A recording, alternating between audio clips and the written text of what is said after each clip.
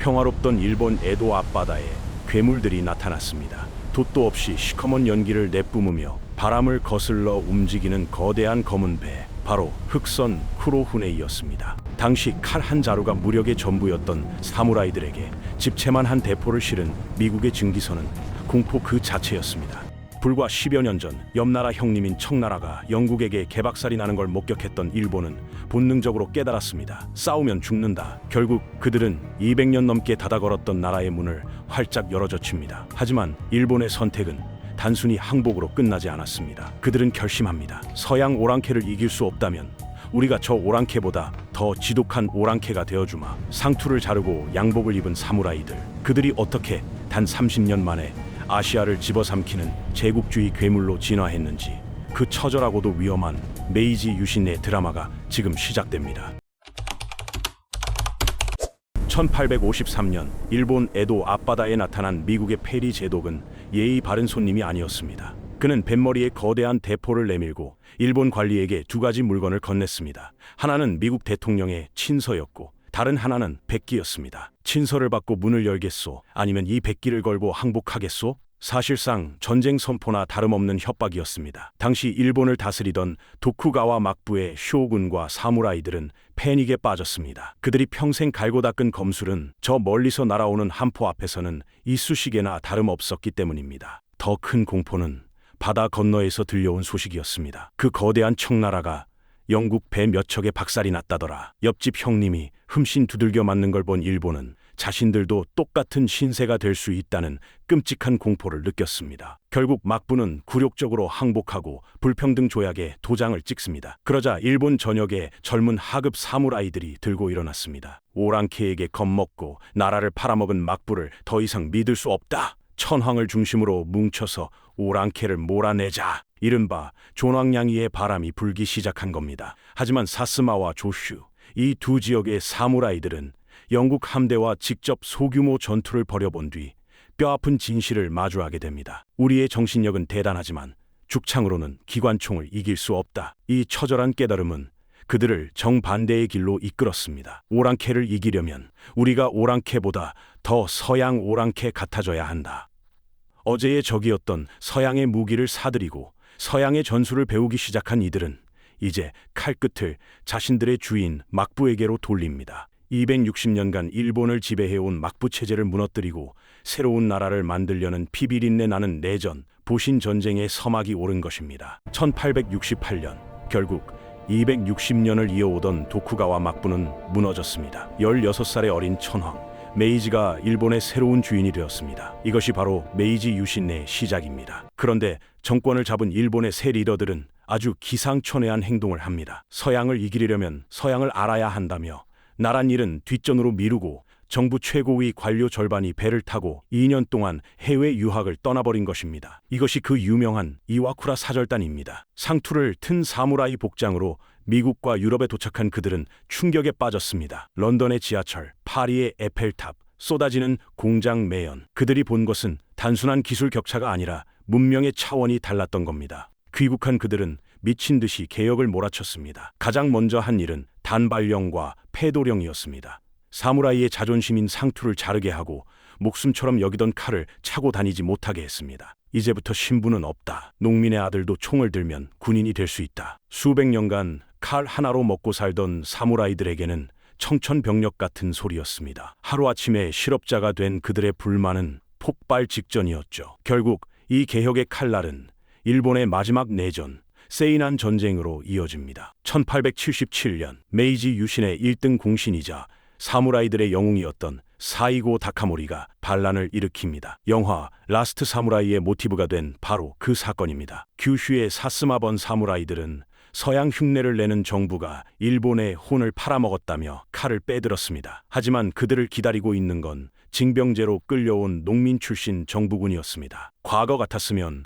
농민 수백 명이 덤벼도 사무라이 한 명을 당해내지 못했을 겁니다. 하지만 정부군의 손에는 칼 대신 최신식 게틀링 기관총과 대포가 들려 있었습니다. 사무라이들은 전통적인 방식대로 발도 돌격, 즉 칼을 뽑아들고 돌진을 감행했지만 빗발치는 총탄 앞에서 그들의 용기는 무모한 자살 행위가 되어버렸습니다. 일본의 전통을 상징하던 사무라이 계급은 그렇게 근대식 화력 앞에 처참하게 멸종당했습니다. 내부를 피로 씻어내며 정리를 마친 일본 정부는 이제 밖으로 눈을 돌립니다. 그들이 서양에서 배워온 건 기술뿐만이 아니었습니다. 바로 약육강식이라는 제국주의의 생존 법칙이었죠. 서양 열강들에게 잡아먹히지 않으려면 우리도 식민지를 가진 강대국이 되어야 한다. 우리보다 약한 놈을 찾아라. 그들의 굶주린 눈빛이 향한 곳은 어디였을까요? 바로 바다 건너 가장 가깝고 아직 잠들어 있는 나라, 조선이었습니다. 일본은 서양에게 배운 나쁜 짓을 그대로 실천에 옮깁니다. 1853년 미국 페리 제독에게 당했던 한포 외교를 1875년 조선 강화도에서 똑같이 써먹은 것입니다. 조선의 문을 강제로 연 일본은 이제 대륙으로 가는 발판을 마련했습니다. 하지만 조선은 수백 년간 청나라를 형님으로 모시던 나라였죠. 청나라는 감히 내 동생을 건드려 라며 불쾌해했습니다. 결국 1894년 조선의 지배권을 두고 아시아의 오랜 호랑이 청나라와 무서운 신인 일본이 정면으로 충돌합니다. 바로 청일전쟁입니다. 당시 서양 열강들은 모두 청나라의 승리를 점쳤습니다. 일본이 근대화를 했다지만 덩치 차이가 너무 난다. 코끼리와 생쥐의 싸움이다. 하지만 뚜껑을 열어보니 결과는 충격적이었습니다. 일본의 작고 빠른 최신식 군함들은 덩치만 크고 굼뜬 청나라의 북양함대를 일방적으로 두들겨 팹습니다. 육지에서도 마찬가지였습니다. 근대식 훈련을 받은 일본군은 청나라 오합지졸들을 학살하듯 밀어붙였습니다. 결과는 일본의 완벽한 승리. 일본은 승리의 대가로 엄청난 배상금과 함께 대만이라는 첫 식민지를 얻게 됩니다. 무엇보다 가장 큰 수확은 아시아의 맹주는 이제 중국이 아니라 일본이다라는 사실을 전 세계에 알린 것입니다. 수천 년간 섬겨온 스승이자 문화의 뿌리였던 중국을 짓밟고 일어선 일본. 이제 그들의 자만심은 하늘을 찌르게 됩니다.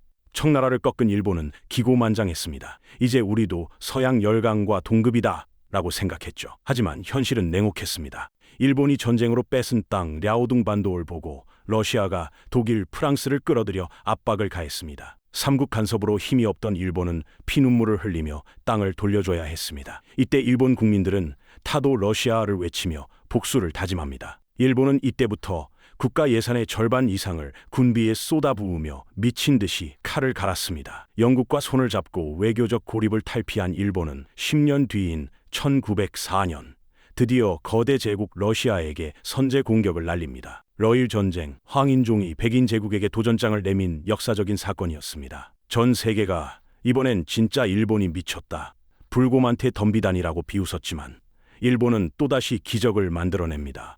대한해협에서 벌어진 해전에서 일본의 도고 헤이하치로 제독은 러시아의 무적 발트 함대를 전멸시키는 전설적인 승리를 거둡니다. 아시아의 작은 섬나라가 당대 최강의 육군 대국 러시아를 무릎 꿇린 것입니다. 이 사건은 전 세계 식민지 국가들에게 백인도 이길 수 있다는 희망을 주기도 했지만 동시에 일본이라는 제어불능의 괴물이 탄생했음을 알리는 신호탄이었습니다. 이제 일본의 앞길을 막을 수 있는 나라는 아시아에 없었습니다. 그리고 그 굶주린 괴물의 첫 번째 먹잇감은 슬프게도 바로 우리 조선이었습니다. 미국의 흑선을 보고 벌벌 떨던 아시아의 작은 섬나라는 단 반세기 만에 서양 열강과 어깨를 나란히 하는 제국으로 성장했습니다. 메이지 유신, 그것은 분명 근대화의 기적이었습니다. 하지만 그 기적은 주변국들의 피와 눈물 위에서 피어난 독버섯이었습니다. 서양에게 잡아먹히지 않기 위해 서양의 갑옷을 입었지만 결국 그들보다 더 잔혹한 이빨을 드러낸 일본, 강한 자만이 살아남는다는 비정한 논리를 뼛속까지 받아들인 이 괴물은 이제 멈추는 법을 잊어버렸습니다. 조선을 넘어 만주로, 그리고 중국 본토와 동남아시아로 끝없이 팽창하던 그들의 폭주 기관차는 결국 훗날 태평양 건너 미국 진주만까지 달려가 자폭하게 됩니다. 1853년 살기 위해 문을 열었던 그들의 선택이 1945년 두 발의 원자폭탄이라는 비극적인 결말로 돌아오기까지, 역사는 우리에게 영혼 없는 기술의 발전이 얼마나 위험한지를